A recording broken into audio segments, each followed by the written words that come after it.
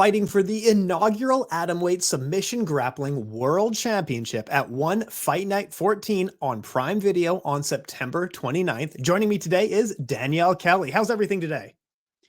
Good, just a rainy Monday, and just got done training, and then I train again tonight. So just been ready Hey, this is training. absolutely, hey, that's awesome. How's training coming along as well? It's tough. It hasn't been the easiest camp, but it's been really good. But camp has been really hard. But I have a tough opponent coming up, so just been preparing for her.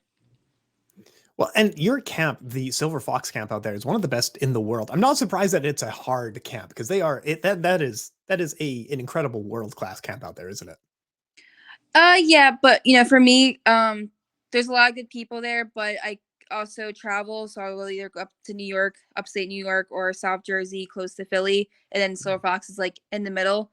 That's where I got my black belt from, so I'll go there for classes, and then for my camp, I've been training a lot at Black Hole, Jays, in Underground and South Jersey. A lot of competitor girls travel up there, and in New York, so it's been a lot of driving for this camp too, so I've just been super busy. This is truly training for a world title. This is like, I picture you like doing the Rocky movie stuff. This is truly the lead up to a world title, isn't it? Yeah, especially for this match, I feel like this is the most I've worked hard. I've studied her every day, and yeah, it's been if I have to say like one word, it's been a stressful, fun camp. I guess it's two words, but yeah, I got my butt kicked, but I also been training hard, so I'm prepared for whatever she gives me. We are ready. Now, I feel like a little bit that you, because I was covering your career when you came into One Championship. I feel like in a way you really willed this title into existence because even in your first fight, you said, "I want that title. I want the inaugural title, and I want to be the first one to do it." Now, here we are, a year and a half later, fighting for the inaugural title. Do you feel like that? Like this was the title I called for, and now I'm going to claim it. Yeah, so I thought like for a bit I was gonna get the title sooner just because the guys got theirs like one match or two. And this is gonna be my fourth match with Jessa, or excuse me, fourth match under One Championship, and it's against Jessa, a rematch technically. Yeah, I'm grateful that I have this opportunity. I was the first women's grappling match for one a year ago, and now this is going to be for the title, first ever women's title. So, and I'm going against a really good opponent. So, I get to prove myself and, just, win the biggest title in the world. So it's going to be really emotional. It's odd how much you two have been in the same orbit with each other because you've grappled each other a few years ago, but you two were. Am I misremembering? But you two were booked in One Championship to face off. I think last year. Am I wrong about that? No, I thought she had a match too at one point, and I don't know what happened to that. And she got a title match. So I have no idea, but yeah, I don't really have a comment to that, but Okay. I thought she was supposed to compete at one point, so I've always wanted to go against her.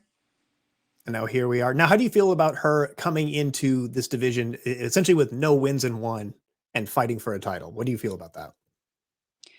When I beat her, it's gonna make me look good, and just because you're world champion, you shouldn't have any special, just anything. Just because you're world champion, or you accomplish things in jiu-jitsu, it's not, you can't just get anything handed to you. I really had to work hard to get where I'm at, and when I beat her, I'll just prove that I was better. I'll prove that I deserved what I got, or the title. So yeah, it's a lot in this camp. I don't really focus on too much of that. I'm focusing on just beating her and being my best true self. So that's what I'm looking forward to.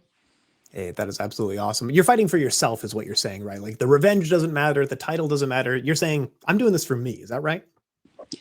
Yep. There's a lot of doubters for this match too, but if I focus too much on the outside noise, then I'm losing focus on the main goal.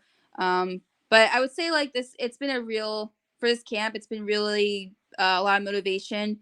And again, my teammates and my friends have been pushing me, and they're really good.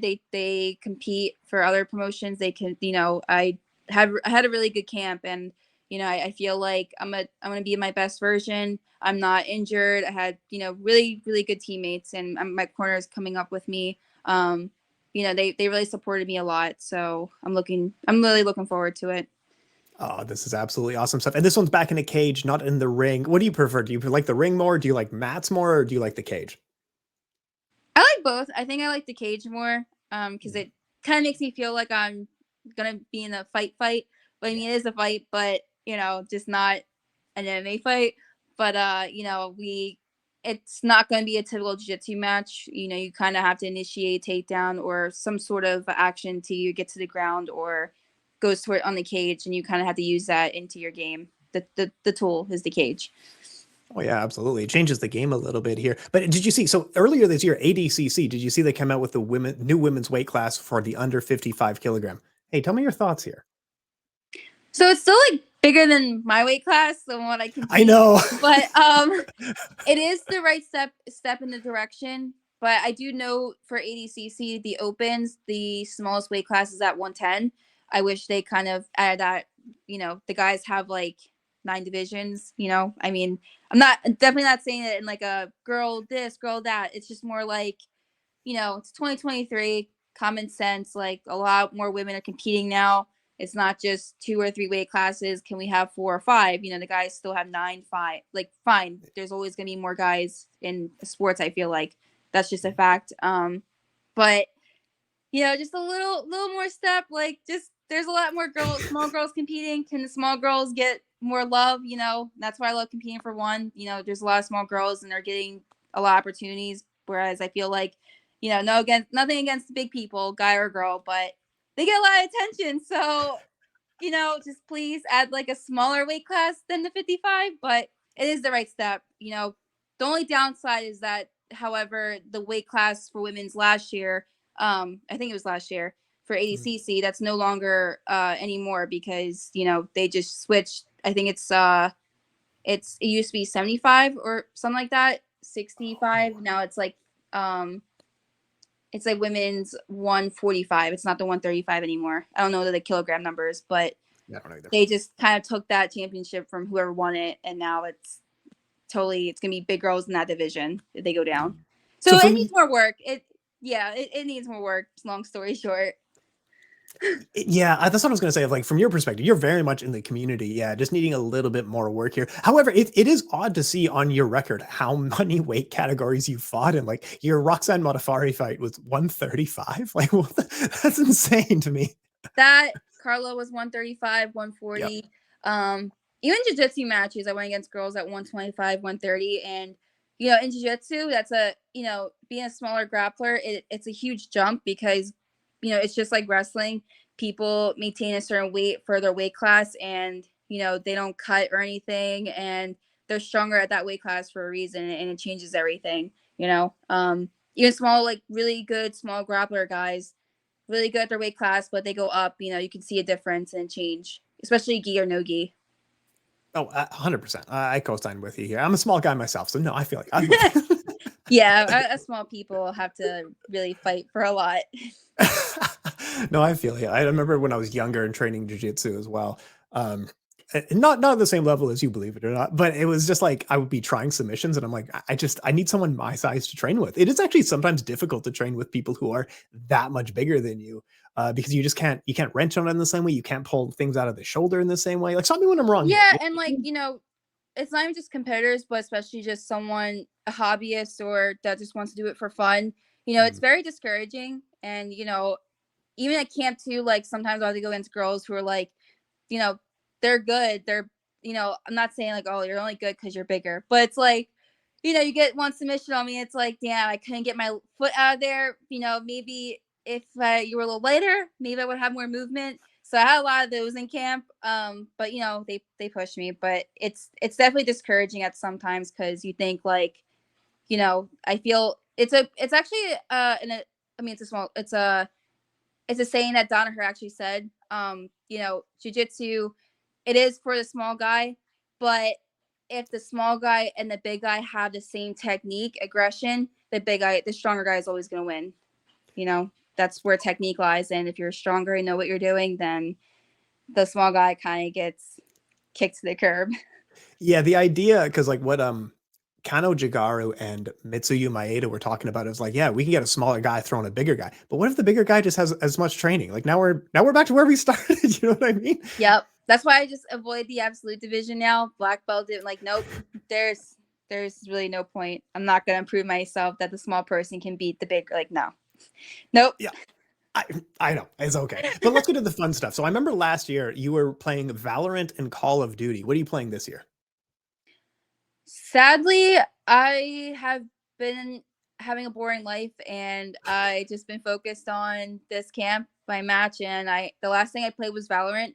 Yeah. But I haven't played. I'm gonna play after my match. I'm gonna take like maybe 2 weeks off and just get into what I did before. But sadly I haven't been playing anything. This is the price of success. Are you okay? Is this No, I'm No. not. No, I'm not. This is like work. No, I'm okay. Not really. Yeah, that was like my most honest answer. Oh, I'm sorry about that. Okay, let's talk It's music a little okay. bit. What's on a like let's say a standard workout playlist for Danielle Kelly? What are you listening to at the moment?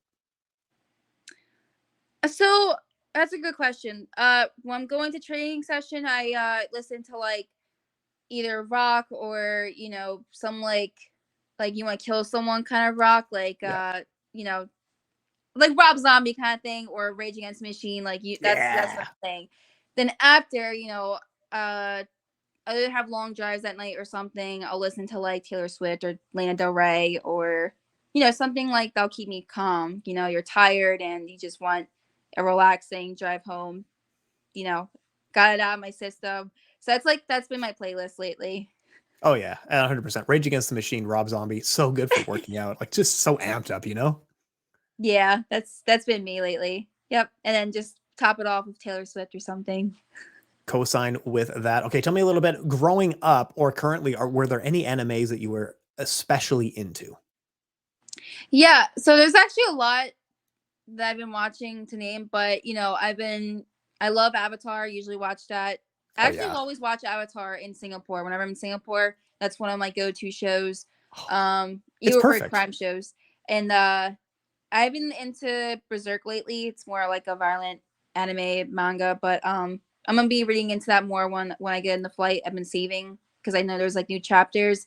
But yeah, those are like my type of animes. It's either like Avatar, Street Fighter, but then like the more intense, but it has a good storyline. And my puppy, his name is Griffith, so Ooh. an evil, an evil person in anime. Hey, I love that. That is absolutely awesome. Let me ask you. So where my favorite is Cowboy Bebop. What's your Cowboy Bebop policy? Oh, my policy. I do. I've watched the show a lot, but Yeah. I'm the dog. I'm corgi. But yeah. That's pretty good. That's actually pretty good. I feel like it's more of a mood in terms of like I can recognize if I'm watching Avatar, I feel like it's springtime and I'm a little bit optimistic. If I'm watching Cowboy Bebop, it's probably fall and I'm getting a little sad. Am I wrong on these ones? No, you're actually on the spot. I'm actually like watching. I want to watch that again, but I'm also gonna probably watch Inuyasha towards the end of fall or towards winter. Those like my other animes I like to watch. It's like it's a lot of action, and then there's like a romantic story to it. I'm like back and forth. I'll either watch super violent or super kid action, or you know something cute. There's no in betweens with me. It's either murder or romance. Yes. Perfect. So, okay, one of the first articles I wrote about you was wanting to travel to Japan. This was a year and a half ago. Have you gone to Japan? No, but I have said in actually another interview that no, I said in a Reddit thing that either I want to go to Japan probably after my match or later before the year ends. Hmm. I'll go by myself probably at this point. I want to go.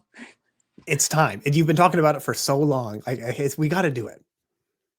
Yeah, I again like I haven't. It's kind of sad to say, but now like I'm talking about it, but I've been just focused for my match for a long time. Like it's I get up, go to work, teach, train, and drill just for this match. And when it's all over, when I beat her, I'm gonna go probably like for a full week to Japan and just, you know, just do me. Like I want to do these things. I haven't taken any vacations, which is sad, but you know, that's the life of this.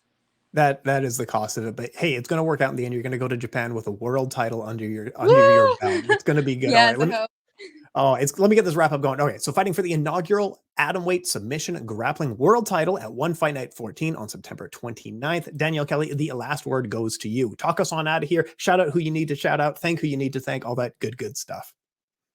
Shout out to all my friends, family, my sponsors, Fuel Hunt, Evolve MMA, everyone at One Championship for giving me this opportunity to showcase my jiu-jitsu and give me my opponent, Jessa Khan, you know, rematch. I'm looking forward to competing out there for you guys. And shout out to Jay Rigobuto, one of my other coaches in South Jersey, Mike, my corpsman Matt. They're gonna come with me to Singapore. Shout out to them for helping me out. Everyone from Silver Fox, all my friends from all the locations. Thank you guys and my team.